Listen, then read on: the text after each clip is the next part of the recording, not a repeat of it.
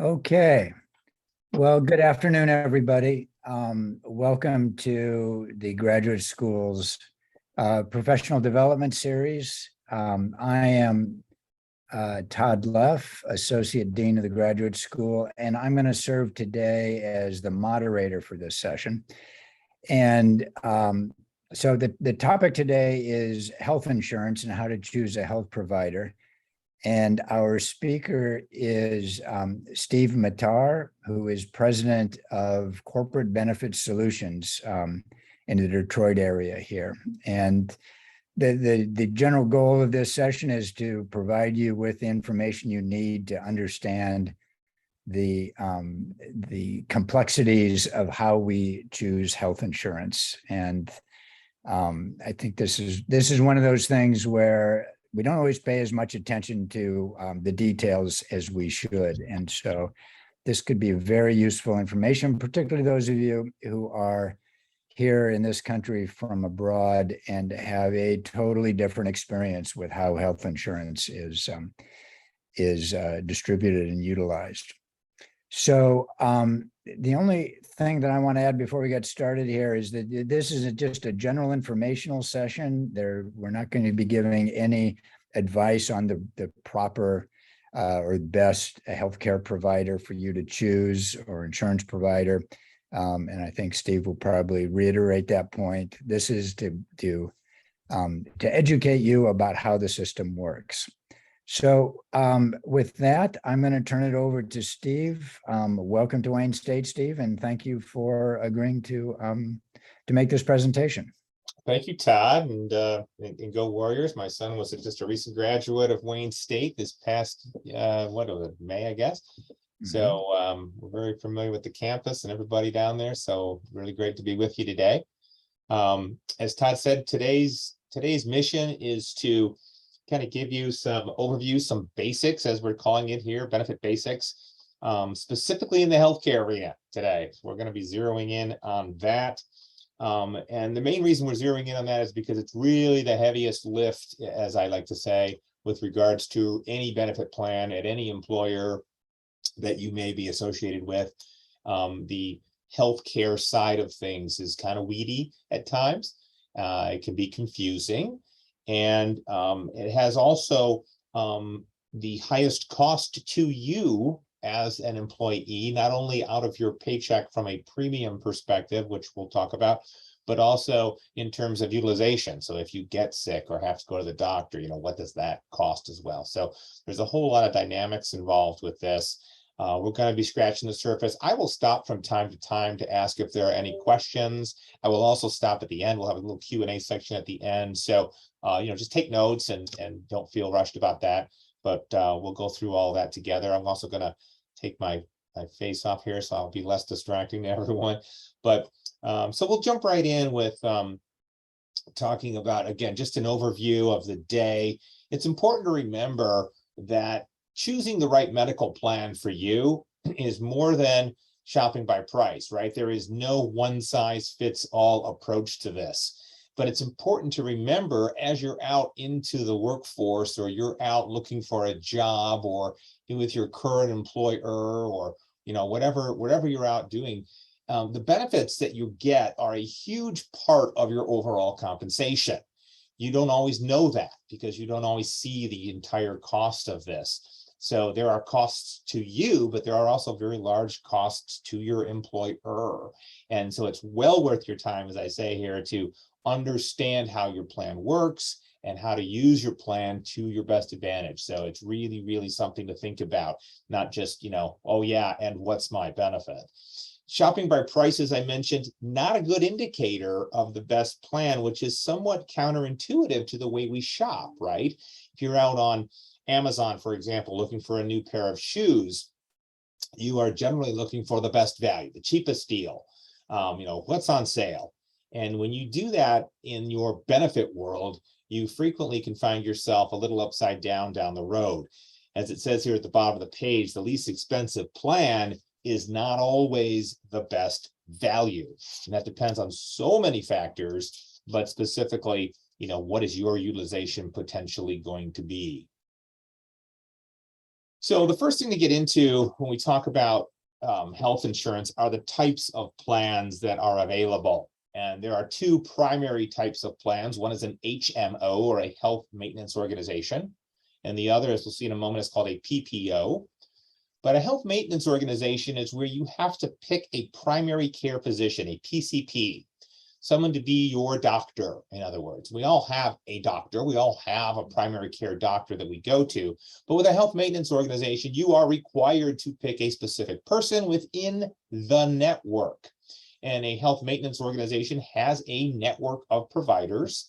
It is a specific network that you must adhere to. And if you want to see someone other than your primary care doctor with a health maintenance organization, you usually, and I stress usually, need to get a referral from your PCP or primary care physician to see that specialist.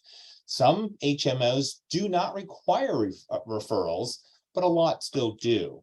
So that is a very key component of an HMO. A lot of people don't like HMOs for that very reason. They might say, well, gee whiz, I want to go see the dermatologist and I have to go see my primary care doctor first. I don't understand why I have to do that. One of the key components of an HMO is managed care. In other words, your primary care physician or PCP is helping you decide if you need to see a specialist. Remember, specialists can be more expensive than seeing your normal primary care doctor. And frequently, your primary care doctor can treat a lot of the things that you may need to see a specialist for. For example, you might have poison ivy and you want to go see a dermatologist, but your primary care doctor is very, very capable, he or she, of taking care of you in that regard and saying, well, here, just take this ointment or do this or do that, and they're able to treat you accordingly. It's also important to remember in an HMO that you must stay in the network to be covered. There is no coverage if you stray outside of the network. This is also a drawback to an HMO, but not necessarily so.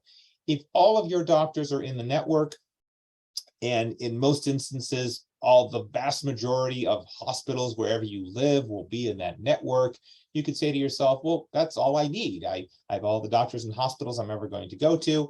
I'm totally fine. But if by chance you said, well, I want to go to the Mayo Clinic or the Cleveland Clinic, for example, and off you go, you may not have coverage to go outside of your network or outside of your coverage area for anything other than an emergency, which generally is covered anywhere in the world.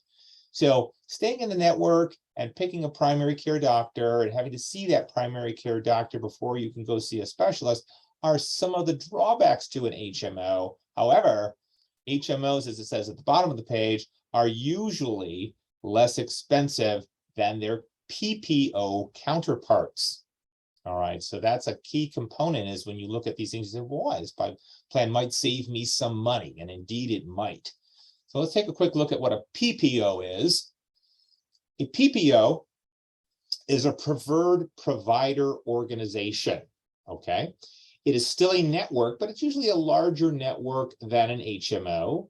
And the key component is you do not have to select a primary care physician. You can go to any doctor in the network that you choose. And for a lot of people, that's very attractive. They'll say, hey, that's great. If I want to see a dermatologist, I want to go. Okay, and off you go. Keeping in mind that it may cost you more to see that dermatologist than it would to see your primary care, but that's your choice. You don't need referrals to see any specialists. You don't need referrals to see anybody. You can go with anyone in the network at any time. So people like that, what we call freedom of choice. Hey, great, I can go wherever I want. I would also normally have in and out of network coverages. So with a PPO organization, I would have the freedom to go to any doctor anywhere in the world and have coverage. For example, I want to go to the Mayo Clinic again. I can go. Now, I may pay more to go out to the Mayo Clinic, but at least it's going to be covered, as opposed to an HMO, which may not cover it at all. And again, as I mentioned, a larger network than HMO plans. The drawback to PPO plans are that they're usually more expensive than HMO plans. Certainly, they can be as much as 15 to 25% more expensive for a comparable plan. So that freedom to choose where you want to go can be a lot of money out of your paycheck. And that's something, again, we'll talk about premium dollars in just a second. So good things to consider when you start looking at different types of plans. So I'll just take a quick pause. And does everyone have a good understanding of an HMO versus a PPO? And are there any questions regarding those two types of structures? Remember, we have a chat box here as well. You can chat into the box. I think Todd's going to help monitor that for me. Yeah, I'll be looking at the chat anytime. So if anything occurs to you and you don't have something to write down, put it in the chat box and we will get to it eventually. All right, it looks like actually someone did chat in.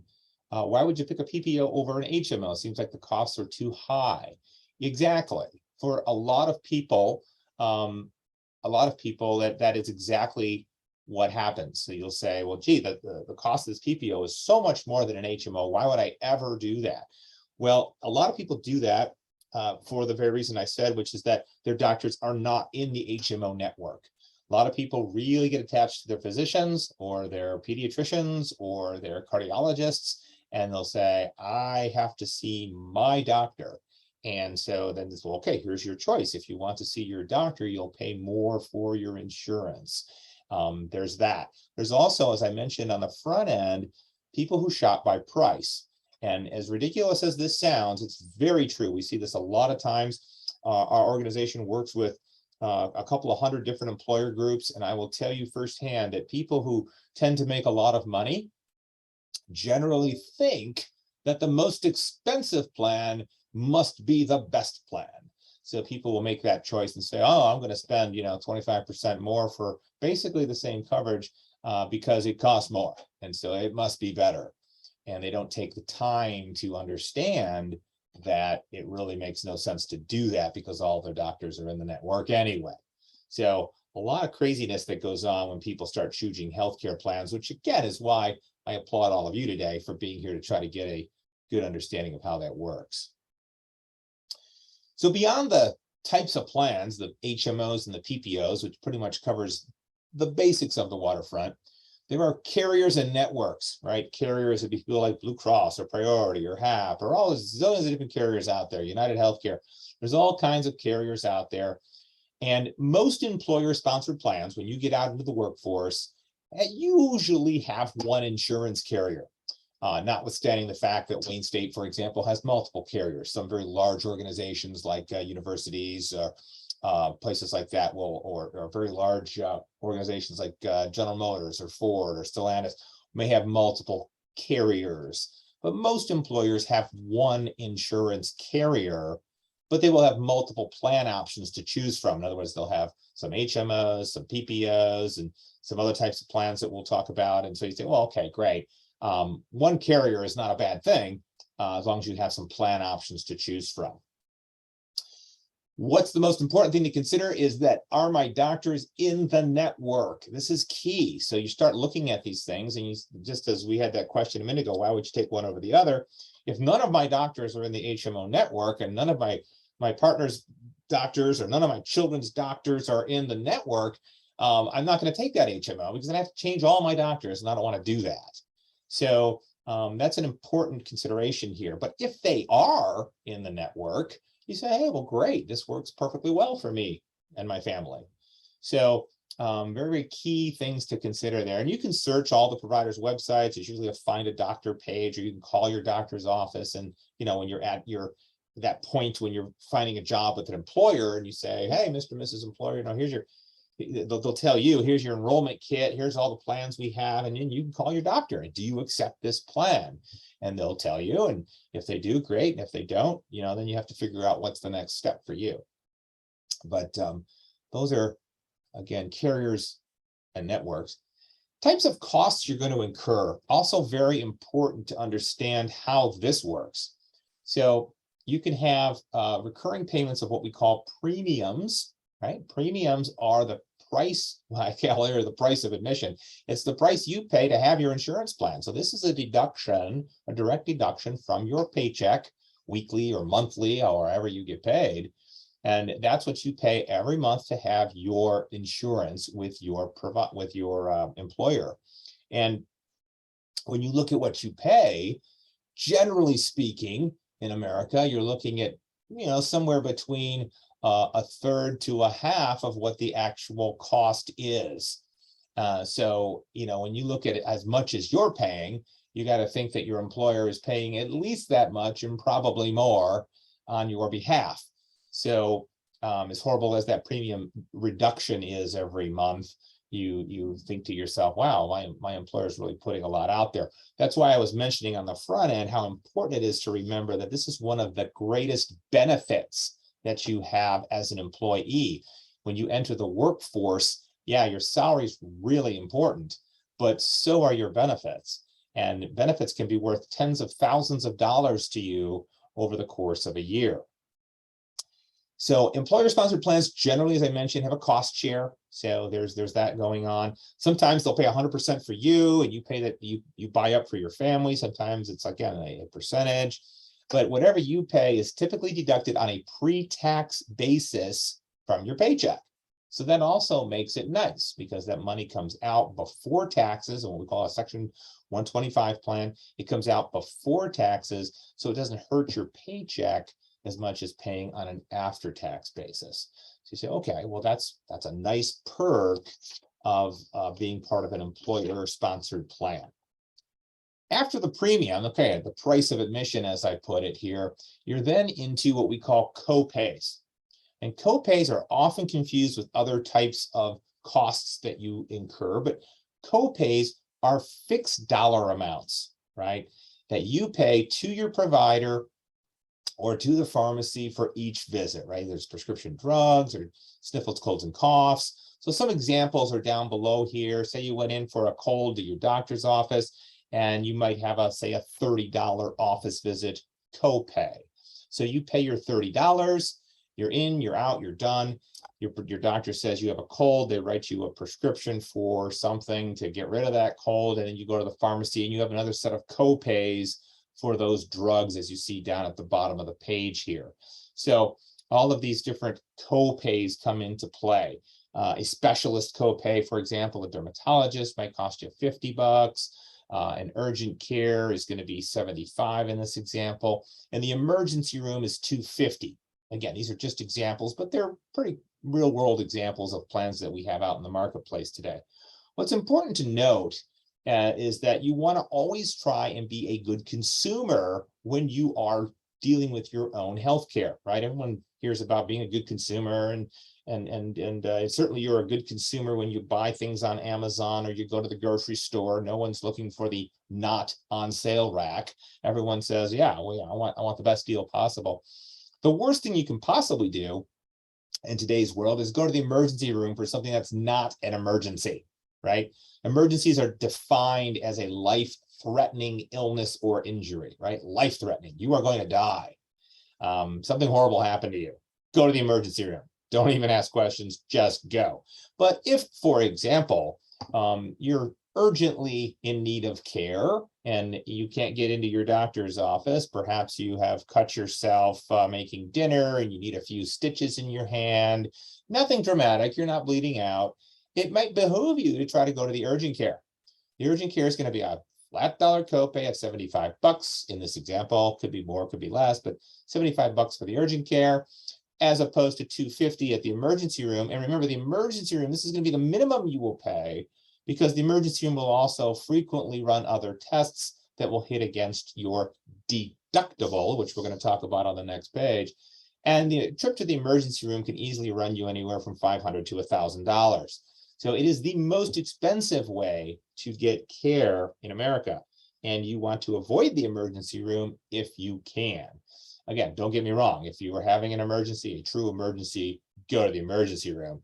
But in other instances, there are many, many other ways, even besides these examples, such as online doctors and virtual doctors and things like that, which we're not going to get into today, but lots of great examples there. So being a good consumer can pay off. Also on the prescription drug side, as you see at the bottom of the page here, this again is an example, but generic drugs, which are those drugs that are less expensive, they are the chemical equivalent to a brand name drug. That usually roughly half the price, sometimes less than half the price of the brand name drug counterpart. So generic drugs in this example are $20. Brand name drugs are $40. Then we have specialty, or sometimes we call them non-preferred drugs. There's different categories of drugs beyond generic and brand name.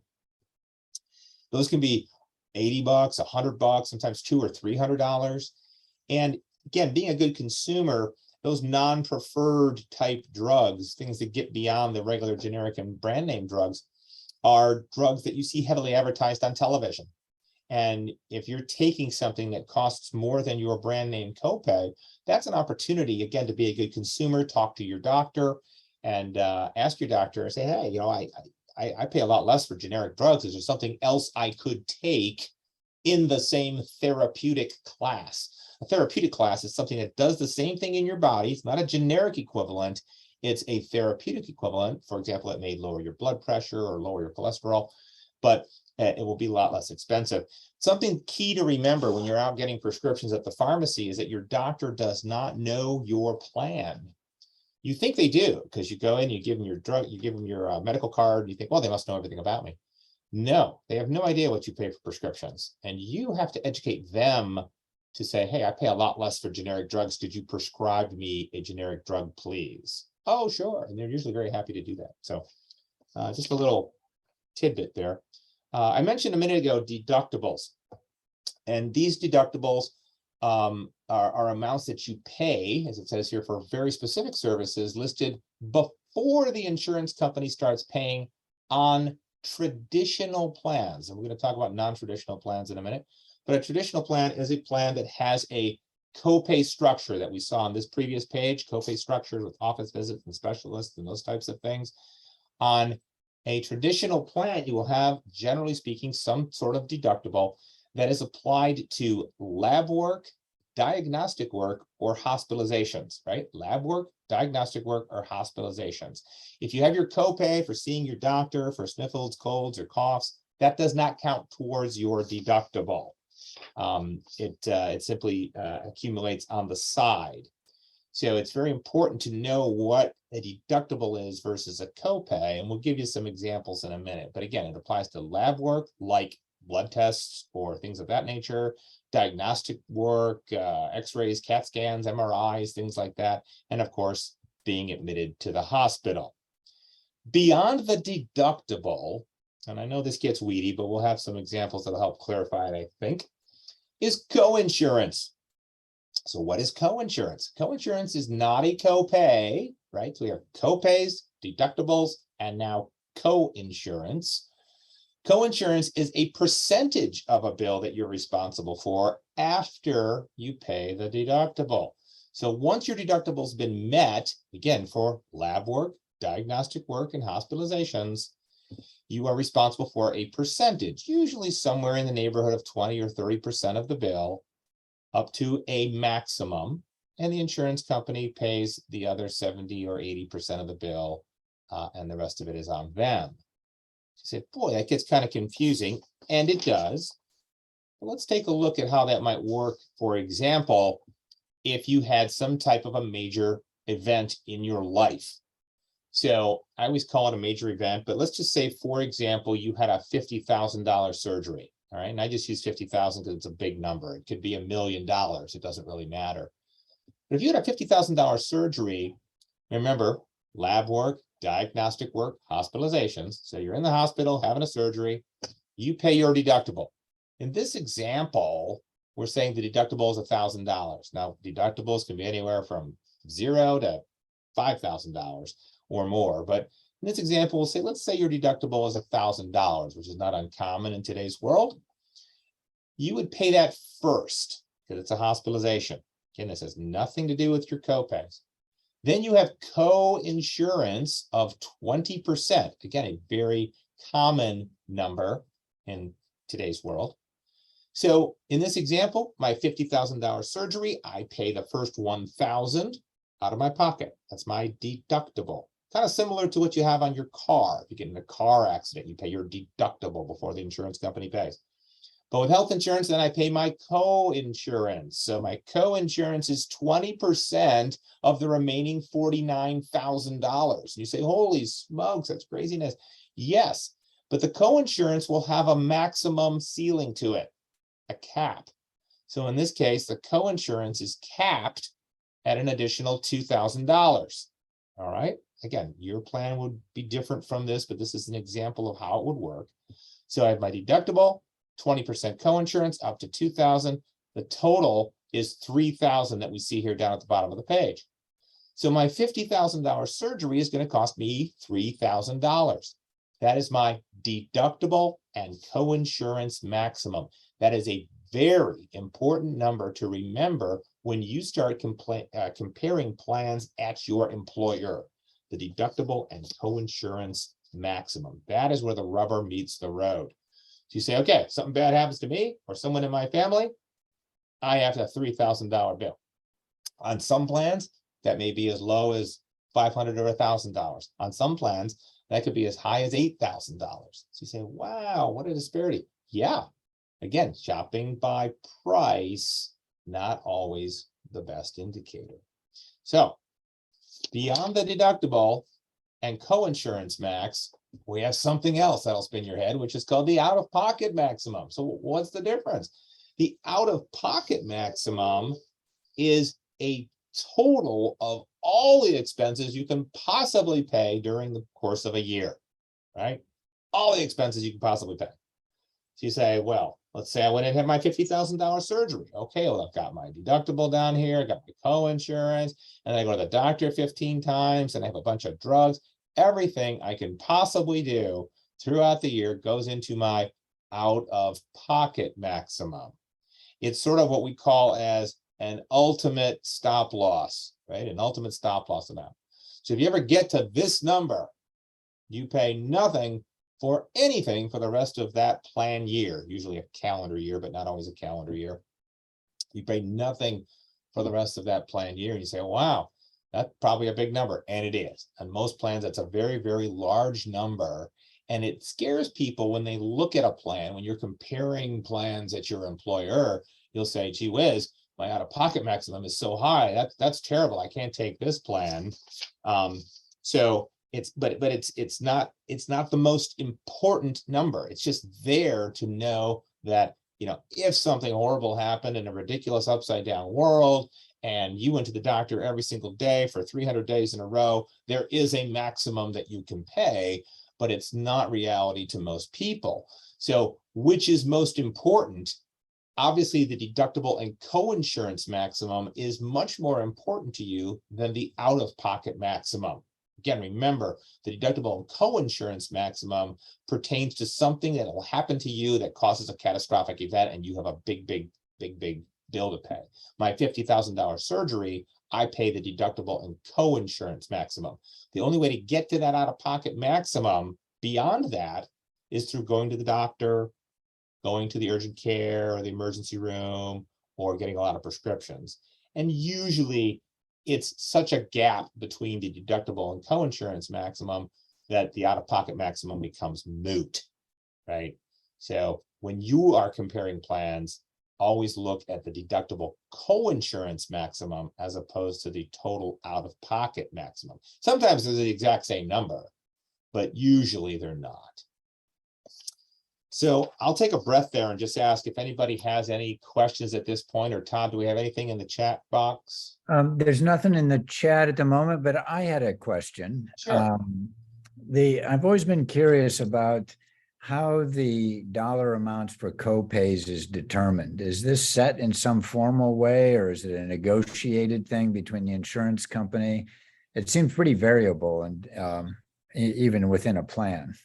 Yeah, so as we saw back on one of the previous slides there, we were looking at different types of copays where, maybe you go to your primary care doctor, it's a lower copay, a specialist would be a higher copay, things of that nature.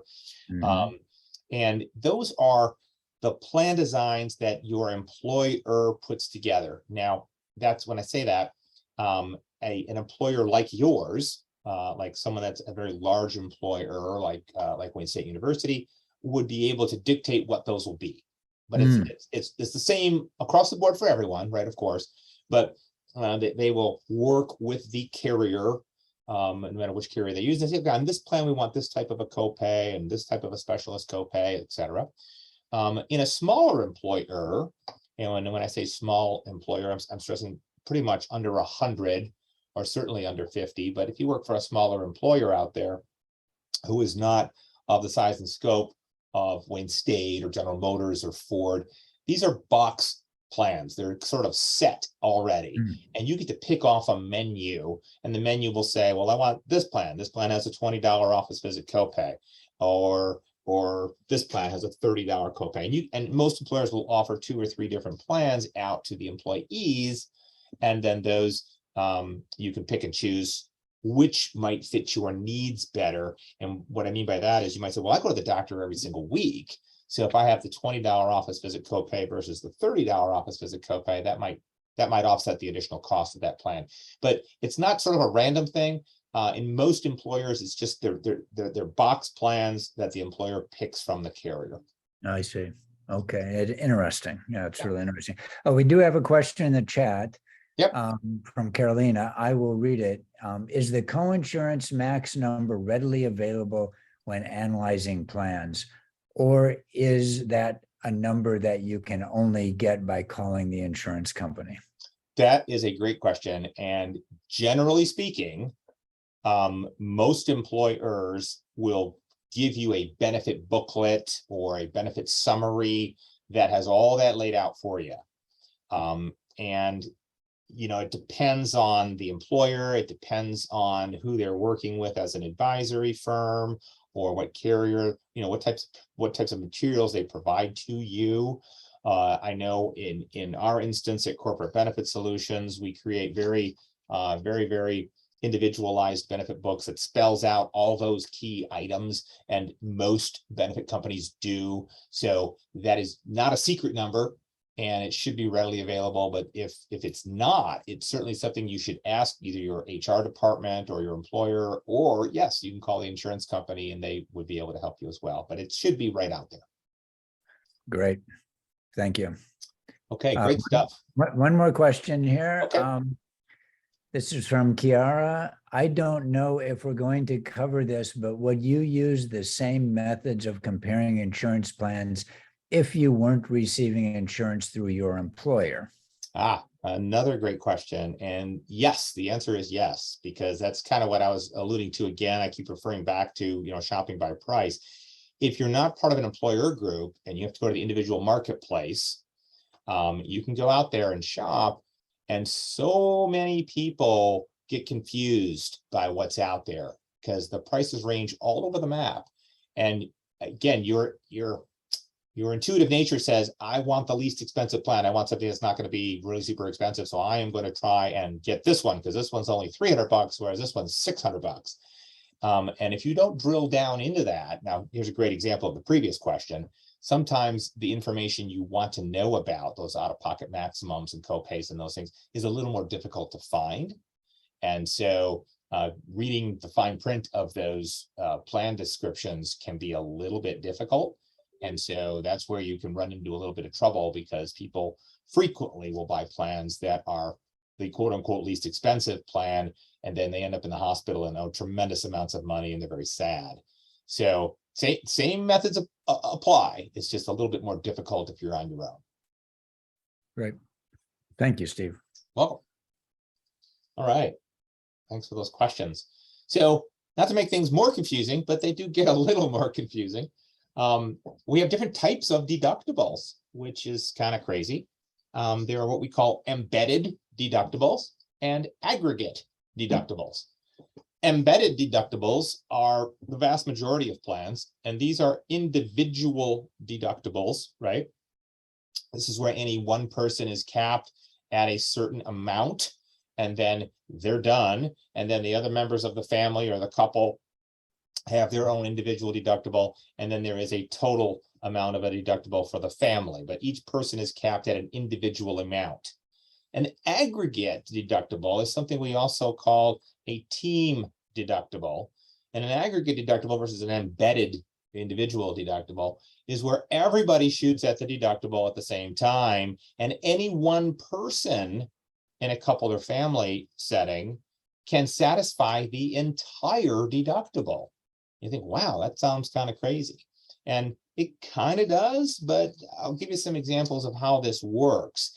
Aggregate team deductibles are usually associated with high deductible healthcare plans, which we have not talked about yet, but we will coming right up.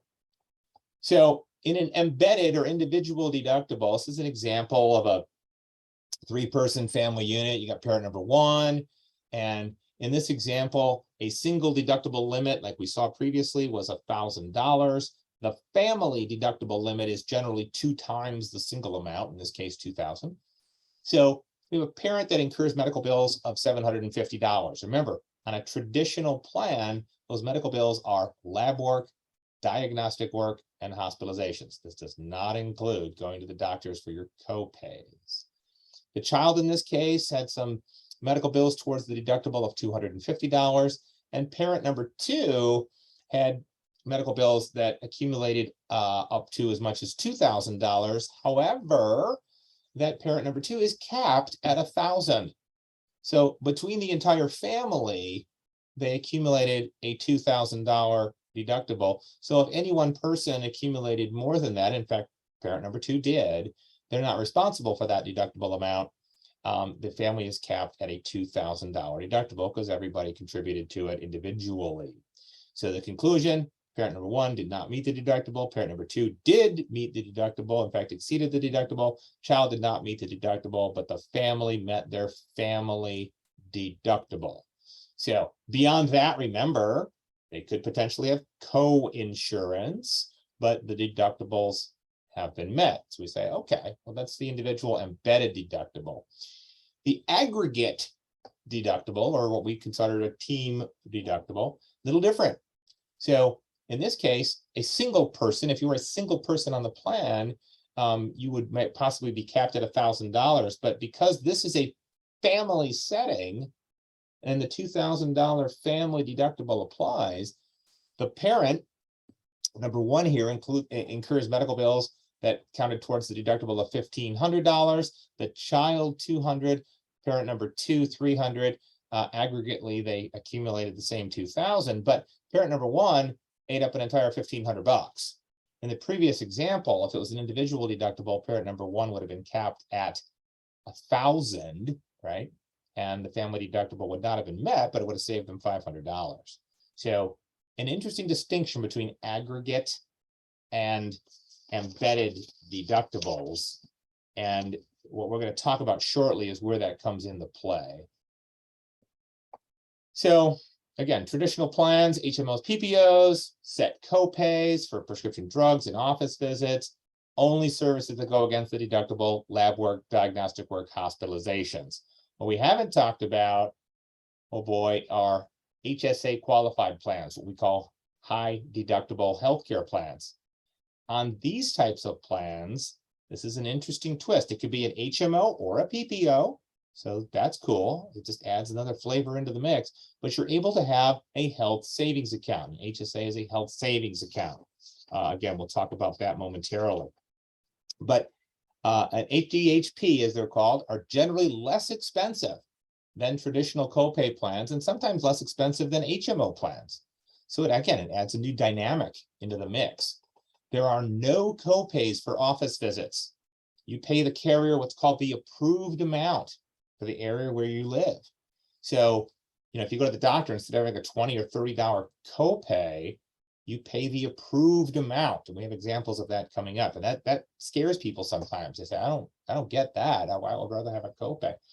All services go against the deductible until the deductible has been met, including office visits, prescription drugs, everything goes against the deductible. So it's a bit of a paradigm shift from everything we've just been talking about. And the higher that deductible amount is, the lower the premium gets. So we look at that and we say, okay, it's intriguing. And I want to know more about this health savings account idea. So tell me more. All right. Thank you. So HSA qualified plans, and this is an example of how it might work for you, again, which is totally different from what we just looked at. For example, you go to your doctor's office, and I'm making this up, but in Southeast Michigan, a doctor's office bill might be about $110 or something like that. Specialists could be more. but let's just say it's $110 for the sake of this example. You go to the doctor's office, you pay nothing at the time of the visit because you don't have a copay. The insurance company then reviews the claim and approves $90 for the services you received. They say, yeah, this guy's in our network and we say that this is worth a $90 visit. So great. You're responsible for paying that approved amount. So you pay the $90. And again, you're thinking to yourself, holy smokes, that's way more than 20 or 30. It is. But all of that goes towards your deductible. Then you think to yourself, well, who pays that extra $20? And the answer is no one. It's considered a write-off by the provider. So the insurance company says, no, the provider can charge whatever they want, but we're going to reduce that bill down to our approved amount. That's what you pay on this high deductible healthcare plan. You pay that. That goes towards your deductible, and off we go. If you're healthy, this can be a phenomenal way to go. And in fact, even if you're not healthy, if you're really sick, this can also be a phenomenal way to go because frequently the premiums for high deductible healthcare plans are much lower than other plans. The reason is because you pay first, you pay the entire deductible first before the insurance company pays anything. And the unfortunate reality, or I guess the good reality, is that in about across the board in America, about 80% of our utilization is just sniffles, colds, and coughs going to the doctor. So when you have a high deductible healthcare plan, frequently the insurance company ends up paying nothing out of their pocket. The other nice thing, though, about a high deductible healthcare plan is you get to use a health savings account or an HSA. So when you have a high deductible healthcare plan, you can set up an individual bank account for yourself and put money away on a pre-tax basis and spend that money tax-free on any approved medical expenses. So in that previous example I just gave you, if the approved amount for seeing a doctor was $90 and I paid for that with pre-tax money, it really reduces that down to maybe about I'm just ballparking you, about a $70 bill instead of a $90 bill because they don't pay any tax on that money. So, well, that makes it a little better. And health savings accounts can be used for any eligible medical expenses, which includes all the medical stuff on your plan, all your prescription drugs, things like eyeglasses, orthodontia, prenatal vitamins for you and your family. So you get this wonderful savings account that can be used for you and every member of your family, and you can spend all that money. The money that you put in these things, by the way, rolls over from year to year, which is great. You can generally invest it with the company that has the health savings account. Usually it's in a series of mutual funds, very similar to your retirement plans. So you say, hey, this is great. I can grow that money in there. Yes. And if you earn interest on the money in your health savings account, as you see towards the bottom of the page here, the interest you earn is tax-free. So you pay no tax on the interest earned. You pay no tax on the money you put away. And when you take the money out for any eligible medical expense for the rest of your life, it is 100% tax-free. Nothing on the planet is that good in terms of saving money. Now, of course, because it's that good of a savings vehicle, the government has limitations on how much you can put in there, but a fabulous tool and something to give high consideration to when you're looking at your plans is the HSA plan. So we really, really like that. It's a wonderful vehicle for saving money. It's your best savings vehicle on the planet. I like to say that. All right. So other considerations to put in the hopper. Again, we're not going to get into this because we're going to stop and take some questions here, but you also want to think about things like dental and vision and life insurance and disability insurances and all these other things that come your way. Some of them are employer paid, some of them are employee paid. All we did today was look at medical, and hopefully I didn't spin your head too hard, but there's just a lot of stuff to know. And you want to rely on your HR department as well as your benefit broker, wherever you end up employed, to help you sort through that. Because it is not just, as I mentioned earlier, one size fits all, and it is not, not all benefits are created equal. So take a hard look at that. And I see we have a question here because we're just popping over to the questions page. It says, with an HSA account, what happens if you still have money in the account, but change insurance plans to a non-deductible, a non-high deductible health insurance plan, do you get to keep the money or do you forfeit it? Great question. So first and foremost, as I mentioned a minute ago, if you ever leave your employer, or maybe I didn't mention that, let me pop back to that slide.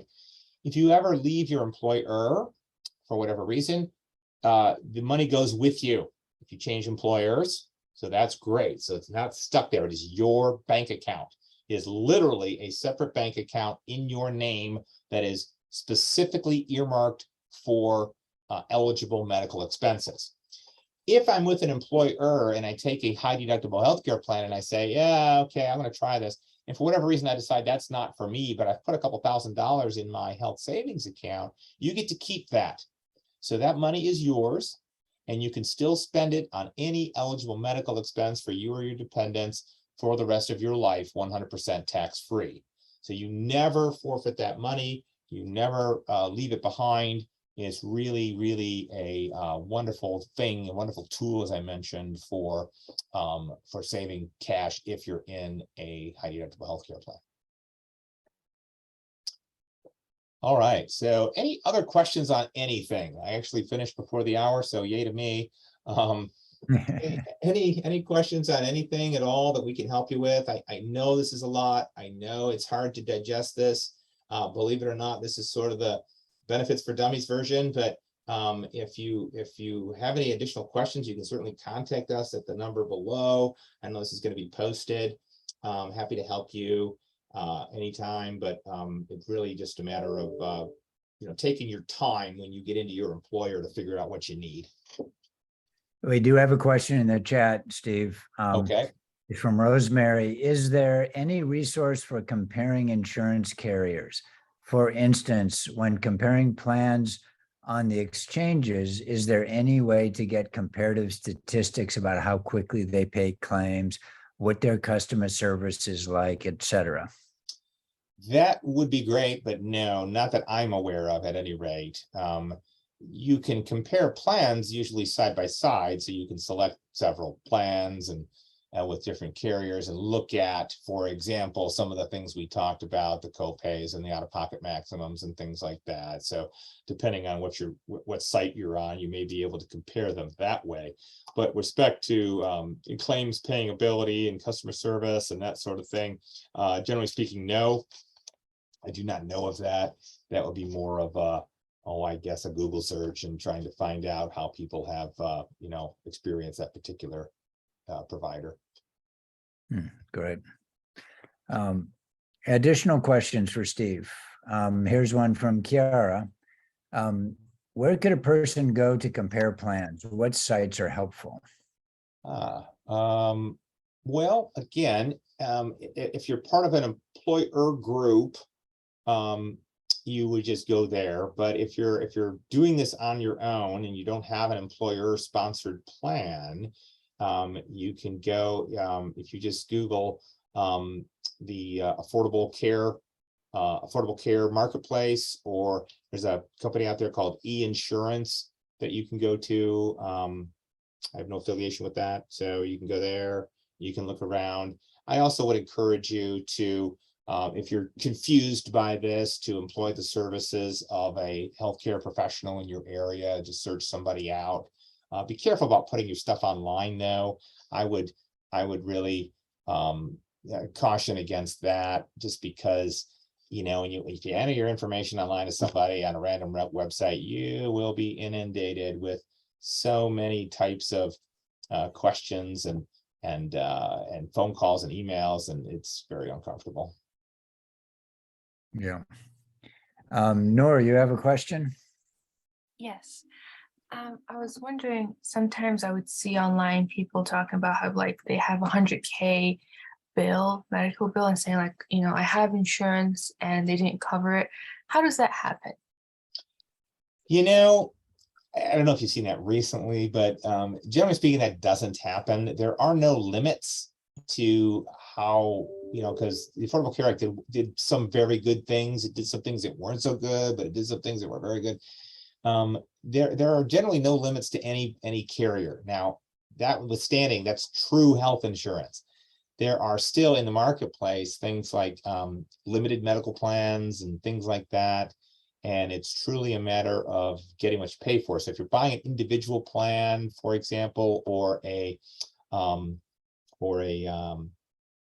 short-term medical plan, those are out there, like you're between jobs, for example. I just need something for 6 months.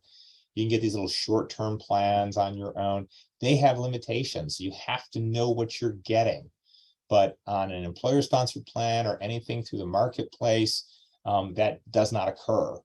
And that's some of the misinformation, if you will, about what you see on the internet is, oh, I had health insurance and they denied all my claims. It just doesn't happen anymore. Now, they could dispute a particular procedure you're having, or they could have, maybe it's an experimental procedure and it's not covered. That happens. So you see things like that out there. But if it's something that's normally covered, like, you have a heart attack or you have a stroke or, you have bypass surgery or things like that, you're pretty much not, that is not going to be a situation that occurs. The place where I've seen that kind of thing is sort of in the popular press are people who've gotten treatments out of plan. I guess, they get sick somewhere else, or they don't even realize they've walked into an emergency room that's not part of their plan. Is that an issue that needs to be paid attention to? For sure. Like what you just described is an interesting scenario, the last bit of that, where, you walk into an emergency room. Almost every plan on the planet, if you are having a true emergency, and we defined that earlier as a life-threatening illness or injury, you're covered, right? Mm-hmm. Now, most insurance companies will require you to let them know that, hey, I'm in Idaho and, a tree fell on me and I'm in the hospital. And, because if you're in an HMO plan, that's not a covered hospital, but they're going to treat that emergency. They're also going to try to get you back to the home state, which you want to anyway. They're going to want to, manage your care and get you back here as soon as possible so they can get you in network. But if you can't be transported or whatever, that scenario is going to be covered. It's where for example, I don't know, let's make up something silly. You're just on vacation and you decide for whatever reason you're going to randomly walk into an emergency room because you stubbed your toe. That could be denied. And that's not going to be $100,000, but that definitely could be denied and you're sitting on that bill. Or sometimes if you're out of the country, depending on where you are and depending on what your coverage is, you can run into a whole buzzsaw of medical bills that can come your way that, you might have to fight for, because you not only have language barriers and monetary barriers, you have the medical necessity of where you were, what was done. So there's a whole lot of dynamic to that. But generally speaking, I know if I'm traveling, I'm not going to get medical services unless I'm really, really sick, because I don't want to go have some doctor in some foreign land taking a look at me because I don't know them. Right. Okay. No, that makes sense. Rosemary had a sort of a follow-up question to this sort of thread we're on here. I've seen claims denied for not having pre-approval when required, or getting treatment for something that is specifically excluded from the plan. Mm-hmm. So I guess that does happen sometimes. Yeah. So two components to that, right? So let's take the last one first. If something is specifically excluded from the plan, for example, a big one out there might be infertility treatment. You say, we need to get some infertility treatment.